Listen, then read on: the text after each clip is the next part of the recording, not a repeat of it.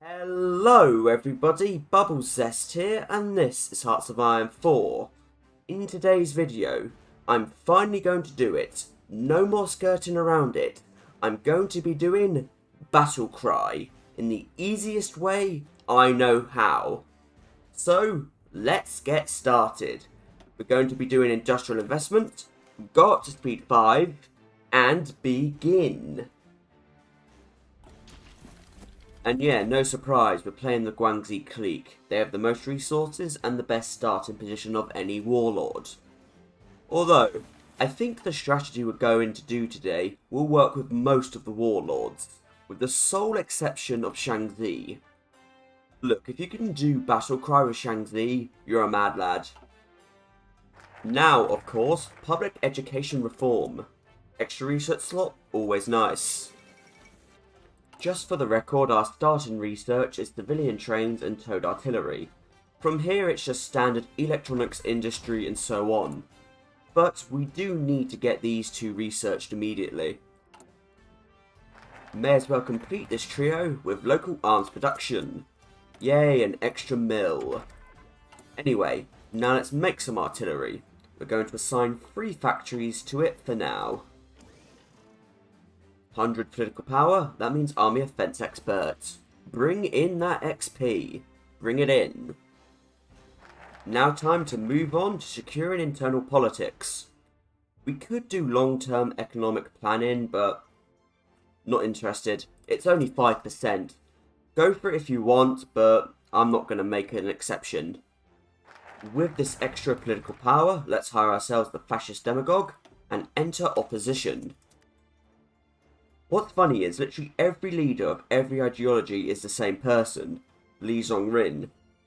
I'd like to imagine that instead of party popularity reflecting on the population, what this is actually showing is what he likes. So right now he's 99% non-aligned, but there's just the tiniest bit of his mind that is going fascist, that will just get bigger and bigger over time. Anyway, 40 XP. Let's make our ideal template. Recruit and deploy, edit, infantry, infantry. What do you know? More infantry, infantry, artillery, new icon, saved. I like this template. Good amount of soft attack, good amount of org. I like it. I use it all the time. As you can see as well, we only have 6 of these, and there's a specific reason for that. You're only allowed 6 divisions in border conflicts, so there's no reason for us to have any more than 6 divisions right now. War taxes gives minus 10% consumer goods. Don't mind if I do. Let's get our man Lee onto the front line with personal leadership. 150 political power, that can only mean it's partial mob time. War economy is not going to happen for years, so we may as well do this now. We're now going to do institute cross-border raids, just so we have it out of the way. And what do you know, the Chinese United Front forms. I'm going to try something different. Normally we'd go for flexible org, but that might not be that useful today.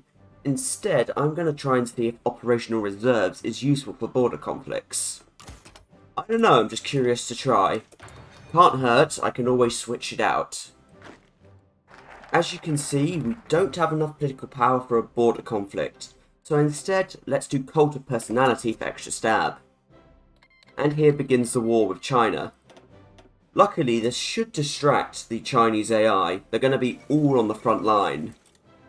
Alright, here's the part where the run goes from being easy to easy-ish.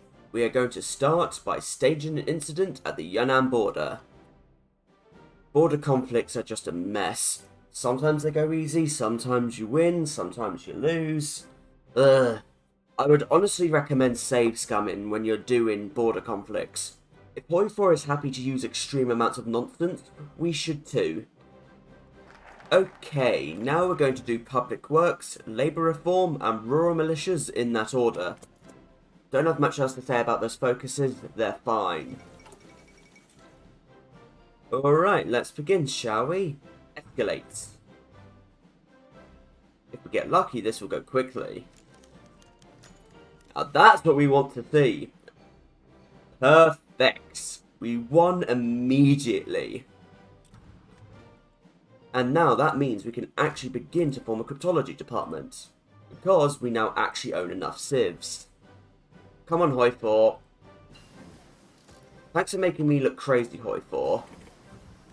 I literally see the extra civs here. Now, don't be too disheartened if you lose. That will probably happen. But, like I said, you probably should save scum. It'll make your life a hell of a lot easier.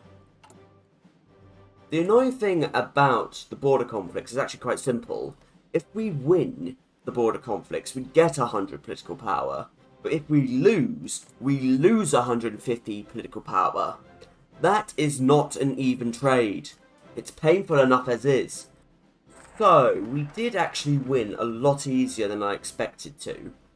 So, let's make a detour to border clashes with the nationalists. I wouldn't have done this until I'd completed those focuses, but now feels like an appropriate time. Oh, and let's also link up the supply hub. It's just good practice. Okay, time to stage another incident. And continue down the focuses that I said I was going to do earlier. Well, here we go again. China still has the entirety of army corruption, so in theory this should be easy, but border conflicts are anything but. Okay, time for a doctrine shift, superior firepower. And now we have operational reserves removed and replaced with smoke and fire. Okay, I can live with that. If you're curious, I barely understand the border conflicts either. As far as I know, just max my soft attack and hope for the goddamn best. Yep, we're still going. So we'll do rapid mobilization and hope we actually win this. Good, we have 10 civs, so that finally means we can create a cryptology department. Just for the record, in every practice game I did of this, I was able to create the cryptology department as soon as I took Kunming. Anyway, division designer, create empty, mobile battalions, cavalry, save. Going to be training up 101 of these. Only because 101 is the maximum I can actually afford. 60, and back to 50, 61, 62, 63, 4, 5. Come on, we must be winning now. Well, time to proclaim a rival government. A rival government that can't even take a single state. Thank God, that took far too long. We can literally stage another incident if we want to.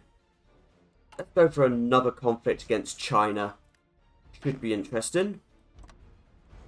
If we get this state, we will border the Shibi Sanmar, which would be quite useful. Right, here we go again. 100, but it will give China enough time to funnel units in. Yay! You know for a fact, if the situation was reversed, I would have already lost by now. But luckily we did win, and now we border the Shibi Sanmar. So, let's nab one of their tiles as well. Here we are. We are a warlord no longer, we are a rival government. The main benefit of this is just all the extra cores. Look at that, we get all of Yunnan's factories. For focuses at this point it doesn't really matter, but I am going to go down to the 4th research slot. That's more like it! And let's prepare for the final push into Yunnan. Right, minor delay, but let's finish this.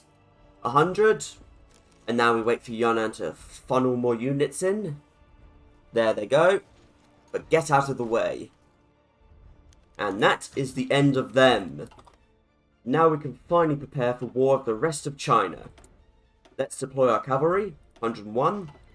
We'll train up 19 of these in reserve, just because I can. And we're going to change the remaining 101 divisions over to that template. Yeah, we don't have the equipment for it, but don't worry, I will make it in time. But anyway, let's break this up into some equal stacks, shall we? We're going to place them on the Chinese border, something like this. Don't need to worry about the other half. I'm sure we can deal with it if it matters that much. Right, exercise these units and begin to improve relations. We don't have enough equipment, but there are ways for us to get equipment. So France, Germany, Italy, Hungary. Do not bother with any non-aligned countries right now, because Lend-Lease tension limit is 40% for non-aligned countries. Sure, that limit will become pointless soon enough, but you know, just remember that. And of course, don't forget about Mongolia and Tanatuva, they can help you too. Going to build some supply hubs because clearly we're going to need it. And luckily we can still reorganise the railway system. Now going to be doing 3 principles, nationalism and democracy for the extra stab, political power, and so on. Right, as you can see, Japan really is closing in, so I think we're just going to have to get started. Let's hold that referendum, flip, and now let's justify on Chiang Kai-Shek. Luckily, justification did finish on time. Let's go. Go on aggressive and just push. Of course though, it's Lend-Lease time. Thank you, thank you. Nothing? Nothing. Oh, how rude of you. I'm not expecting anything from Italy, but they do have some equipment. What about you, Hungary? And since tension is now high enough, Finland is available to us. Yeah, Finland's actually kind of useful. Right, our units are badly trained, but there's plenty of them. Let's go. And of course, we will join the Greater East Asian Co-Prosperity Sphere. And China's cipher is ready. Go. Already got ourselves some encirclements. And here's our first delivery.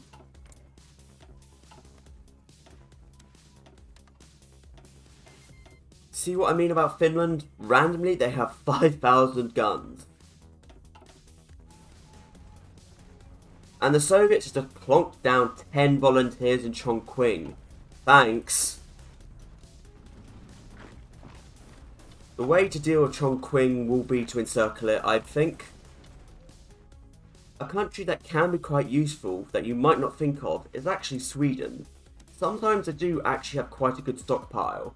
So let's check them out. There we go, 6,000. Who needs Turkey and Afghanistan when you have Sweden? And you know, we've actually encircled Chongqing. Annoyingly, the Soviets might not go away until the war with Finland, and that might not be for a while. Right, I've got China's cipher again, let's push. There is a positive to this as well, you know. It's giving us more war score, and we need more war score. The fact that we've managed to capitulate Mao before we capitulated Chiang is pretty funny. Well, we've managed to break the Soviets out of Chongqing, but can we actually get there? Who knows? There we go. Out, out. And at midnight, this ends. We had 10% war score. Not great, not terrible, should be okay. Since all of China is our core, taking a lot of China will be very cheap. So we're going to focus on taking the Warlords first, and then we'll move on to Chiang Kai-Shek. If you really want to prioritise stuff, prioritise taking the coast like this, so you can just encircle whatever puppet Japan may or may not make. Sometimes if Japan is feeling generous, they'll give stuff to you. But as you can see, they're not feeling particularly generous today. Well, it looks like we're going to have a bit of border gore. Yay! And there's still a China, for goodness sake. Right, I'm going to get a war goal on them. Shouldn't take too long. Oh, never mind. I can just stage an incident at the Shang border anyway. So you know what? Never mind. I was completely wrong. Let's just do that instead. And that will get rid of him for free. At this point though, something we are going to do is spam dockyards. For the future, we are going to need convoys. And don't forget to start researching naval transports. Not just the basic transport ships, but landing craft as well. We're also going to begin to train a second army group, 120 divisions. Luckily, since we're at peace, we will be able to get this fairly easily. Right, let's finish off Chiang Kai-Shek. Perfect, immediate. And now, this reorganised national government of China and the Chinese Empire are just completely encircled. They will put out some units, and I'm sure that they do have some supply hubs, yes they do. But, oh well, they're easy enough to deal with. Unfortunately, now is the part where we wait, because Japan will not be going after the Allies until mid-1941, and there's nothing we can do to speed that up. You might think winning the war with China would make them speed up, just like how winning the war in Europe would make Germany go after the Soviets earlier, but unfortunately no, they're not interested in that. A level 2 general with 5 attack. And yes, you are promoted to Field Marshal.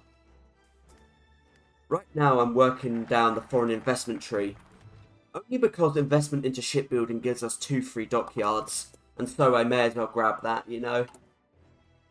What's the cheapest destroyer Japan is prepared to give us? They'll give us the Momi class. Okay. Gonna add a production line of them, so we at least have some ships coming out. But if you want to research the stuff and get ships yourself, be my guest. I just don't think it's 100% necessary. Hell, getting licensed production isn't really necessary, I just feel like doing it. Thank you, Japan. You can tell they like us. And here begins the 3rd army group, although it really is the 2nd. We'll have all future units deployed to it. Oh my word! We actually got a better general than Wang Wu. Brilliant strategist, inflexible strategist, and an invader. We've been getting some god rolls today. Well, I think I'd be a bit of a fool if I didn't promote Zhang Ting to Field Marshal. He's a god amongst men.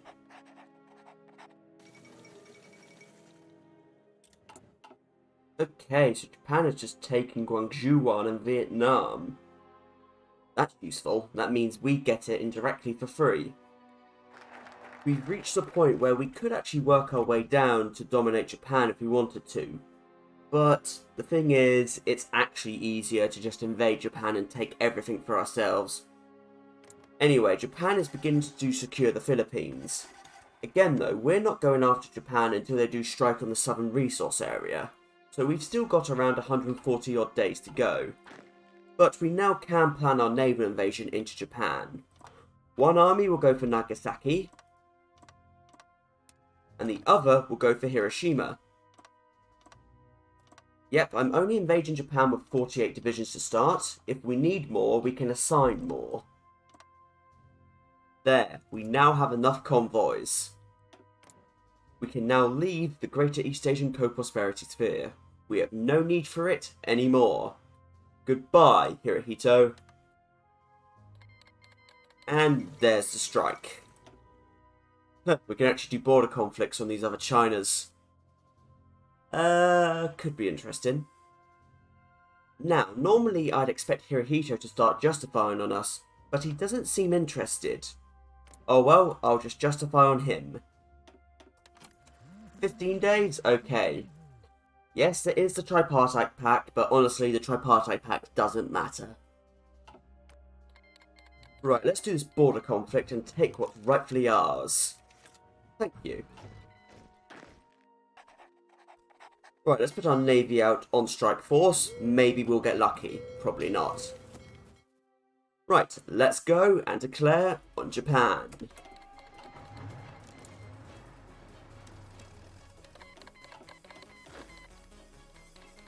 Yeah, no surprise, we didn't actually get supremacy.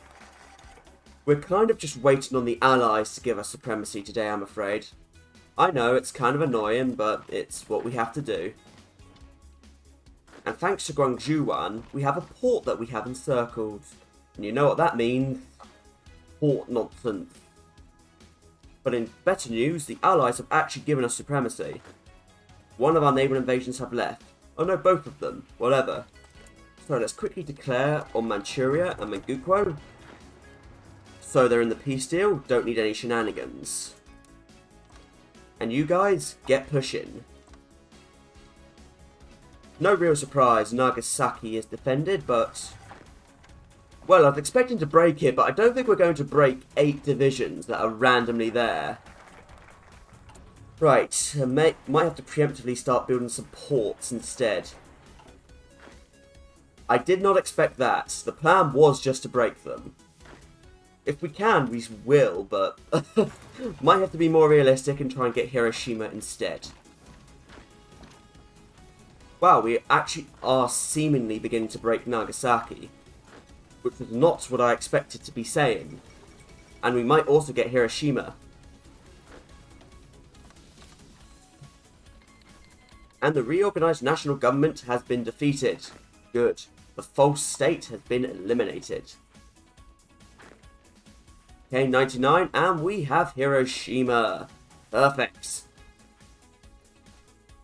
Still going to go for Nagasaki, it is useful to get, but the remaining army can just push on Tokyo. So I didn't really need to build those ones, but you understand why, don't you? Of course you did, Puyi, of course you did. Even though we're almost at the gates of Tokyo now. Literally no Japanese units in the home islands. Oh, that's sad. And we are in Tokyo. It was only defended by a single... Jesus. It was only defended by a single marine. And Manchukuo falls. Another false state has been destroyed. Although it doesn't really matter at this point, we're at the end. Japan will capitulate pretty much now. And as you can see, we have 1500 points and we dominate the conference. So here's what we're going to do. We're going to take everything. Everything. We can't take it all in one go, but that's okay. We can take it all in the next few turns. Here's something you need to remember though. Saipan, right here, is a core of Japan, and you need it for the achievement. If you don't take Saipan, there's no achievement. Don't worry though, Guangxi 1, Macau and Hong Kong do not count for the achievement. You don't have to get them. And here comes the most pointless bidding war ever. You're not going to win this, United States, you're just not. And there we go. Yes, we could have puppeted Japan and that would have worked as well, but I just wanted to take everything in one go. Including, now that I say that, the Navy. We got the whole thing. And we're done. We got 44 states, Japan was annexed, so was Manchukuo, and so was Qing China. And funnily enough, this also fulfills the mission, build a carrier. Nice! And look at that. We started off with 11 destroyers from a Japanese design, and now we have the entire Japanese Navy. Hangwu, I hope you're prepared for one of the best navies the world has ever seen, because it is now yours. But with that, we now have the achievement. We have all the starting territory of China as a warlord, and all of Japan's. That's the achievement. Tibet doesn't count, Mongolia doesn't count, like I said, the legation cities don't count. That's all we need. We are done. Although we are still at war with the Axis, that doesn't matter. It really doesn't. It's not our problem. Although, if we wanted to, we could get involved and help the Allies if we wanted to. But I'll leave that up to you. What's funny is we did actually get some bonuses. Indochina is a sweet perk. So is Guangxi 1, but you know, it's only 200,000 people. But yeah, I think this is where we call this. We have won, we've got the achievement. This is how you get Battlecry in the easy way that I know how. Well, it's easy-ish, I'll say that much. You do at least have to know what you're doing, but as long as you do, you'll be fine. So, until next time everybody, I thank you for watching, do hope you've enjoyed it, and until we meet again, from me, Bubble Zest. Goodbye.